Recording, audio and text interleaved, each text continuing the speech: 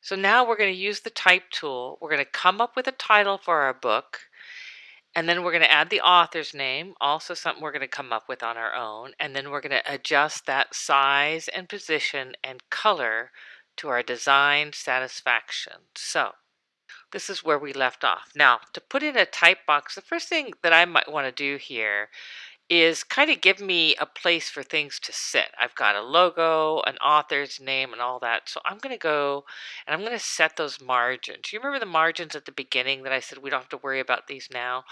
Let's set them now. I want a pretty healthy margin. So I'm going to put not quite half an inch, something like that. And do you see it there, that purple line?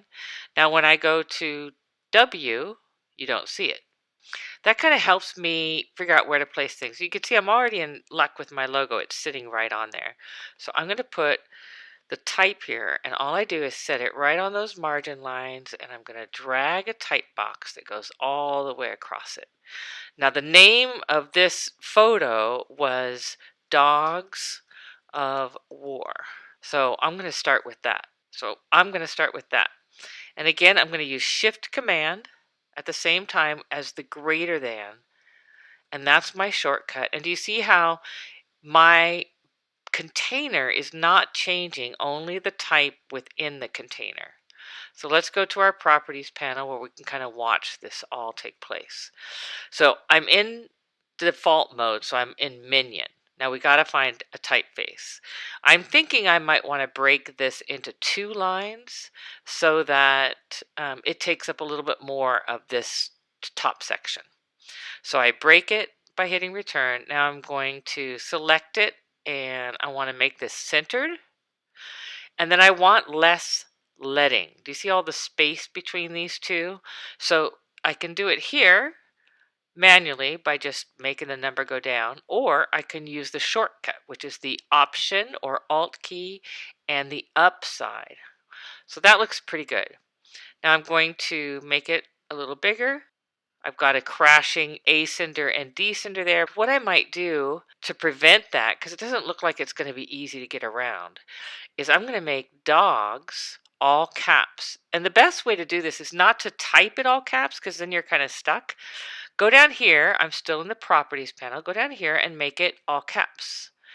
And then if I make war all caps, now I have no ascenders and descenders crashing. So just to make this stand out a little better, I'm going to fill it with white. And because I've selected the type, it knows that I'm not working with the container. And if you look over here, you can see that it's on the type and not the container. So by selecting the type, I'm going to change the color to white just for now so I can watch it pretty easily. Okay, so Dogs of War. Now this is the default type. It's time for me to go typeface shopping. It kind of helps to size it somewhere in the neighborhood and break it somewhere like what you would want so you can actually watch what it looks like. Now, let me go back. Before I even start looking for typefaces, I have to ask myself, what do I want? What am I looking to express with this type? Now, obviously, I've got kind of a funny dog's face, but it's an old photo, and it actually is these dogs that went to war for one reason or another. So it's somewhat serious, but at the same time, it has a little bit of humor to it, and it's vintage. So I don't know that I want to necessarily put a modern typeface here. I think I want something with a little bit of history, and I think I want something sophisticated but not too sophisticated. So I have an idea of what I'm looking for in that respect. So let's go down here. Now one thing I can do is if I think I might be looking for, and you can see how these look silly. See, anything too simple or too modern and it just doesn't work. So what I could do, knowing that I'm probably going to go with a serif, nothing that heavy, I can go to filters and put the filter on serif. That way it's only going to show me serif types. You know, these seem much more in line with the kind of attitude and look of this. What might work is something like Mrs. Eves. Let me try Mrs. Eves. That's a little bit sophisticated, but it could work, especially if I change this to italic. That's kind of a trick where you can change the look of a headline with words like of, or to the, small words that don't have to be capitalized. You can make them in the script version. So this is all Mrs. Eves, and I made this Mrs. Eves italic. If you don't find a typeface here you like, this is where you go looking. Adobe Fonts. And so this is the page you'll find. And where you want to go to is All Fonts. And I'm just going to type in the text that I want to see. So Dogs of War. And sometimes you can put it in all caps if you want. Like maybe since I know that I have to go all caps on these two words or I'm going to get some crashes in my text, I'll just go ahead and put it like that. And I do think I want to do serif. So that's an easy classification. I want serif. You can also put in one of these tags. These aren't type classifications. This is just a helpful way of organizing it. So maybe I want it to look fun. So they're saying there are no fun serifs, which is actually pretty funny, but it could be true. I don't think I have anything else selected. How about funky serifs? Yep, a couple of those. Those are a little bit too funky for this story. So luxury is a little bit too kind of polished. Do you see how everything's kind of pointy at the end and it all has kind of sophistication? That doesn't really go with that dog's image, right? I want to look at his face and I want to find a typeface that goes with that. So I'm going to take off the tags because they're not that helpful anyways. And I'm just going to go through these until I find something that would work. This one's kind of interesting, but a little too stylized. Remember, this is war and a bulldog. So it's got to be kind of rough. And look at, this is the one I thought might work, and it's Mrs. Eves. So maybe I have found my perfect typeface. But in case I hadn't, this is how you would do it. Like this one looks pretty good. It's kind of chunky. So view family is the first thing you do. And then you can open up, it shows you the whole family. So this has italic, which would be great for mine. So that might work. I can activate any one of those, or I can activate all of them by just saying activate 5 fonts. Now when I go back into InDesign, I could try out that font, which is Vendetta. And I just type it out, Vendetta, and I should see the whole family. So let's try Vendetta Medium. Let's see if we like that a little bit better than Mrs. Eves. And then I would do the same thing, maybe make the of italic. Now, to make this whole thing bigger, first I'm going to look at my guide. So I'm going to put it at the very top. The logo sits at the very bottom guide. So I want this one to sit at the very top. And then I can size both the container and the type and the leading as is with this special shortcut, which is the most useful one I know. Hold Shift and Command. That will size the what's in the container and the container at the same time. You hold that before you start sizing it. And then if you want to size it from the center, just hold Option. And there you go. Dogs of War.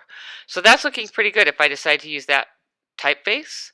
The next thing I'm going to want to do is affect the kerning here. Do you see how there's these big spaces between some of these letters? And this is kind of tight right here.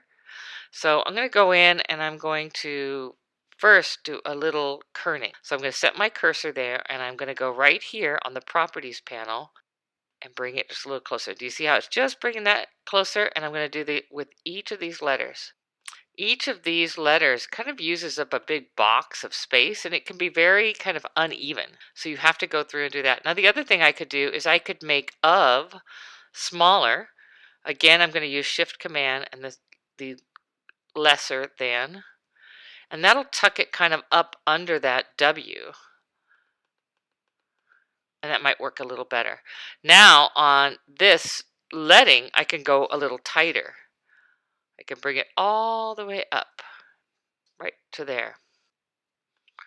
And if I want to, it's so perilously close to the hat, what I might want to do is just make it a little bigger. Again, I'm going to use that Shift Command. Yeah, that's good. I want it to go slightly over the hat, and I want it to be centered. And I'm going to bring that container back into the page size. And that's looking pretty good. So now, the only other thing to do is put the author's name.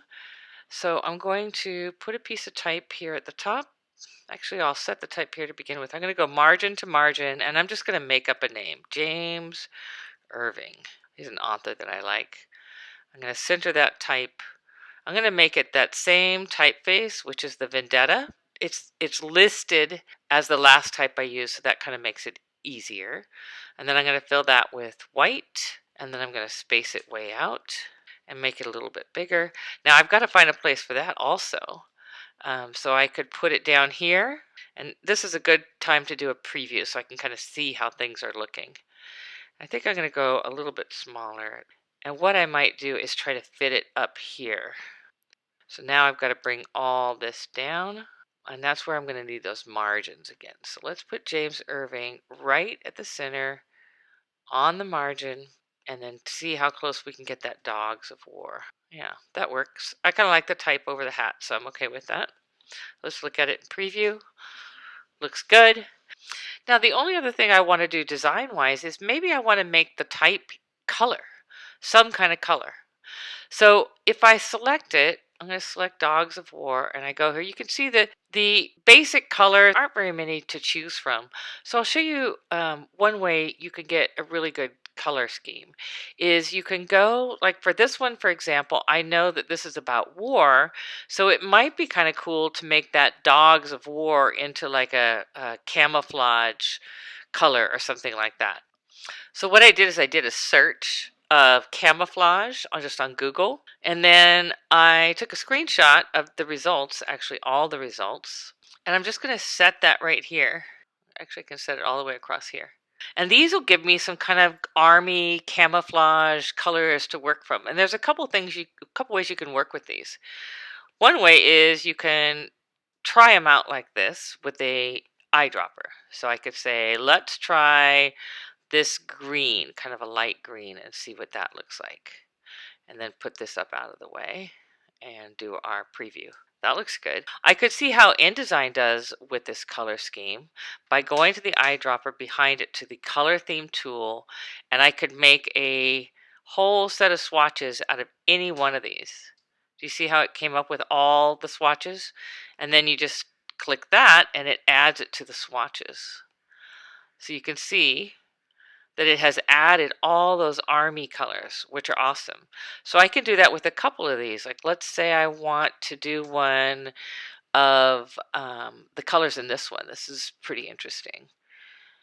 And then add it to the swatches. So now I have all these army colors. Look at the 2 folders of colors it added to my swatches.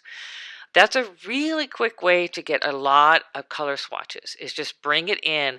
The Adobe Color Theme Tool, the Color Theme Tool on InDesign is the best. They don't have it in Illustrator quite like that, and I really like it. It's a quick way to get a color scheme. So I'm going to get rid of those now. I'm going to go with this green. It's what I was looking for. I'm going to leave James Irving in white, and basically I am done. All I need to do now is the mechanical part.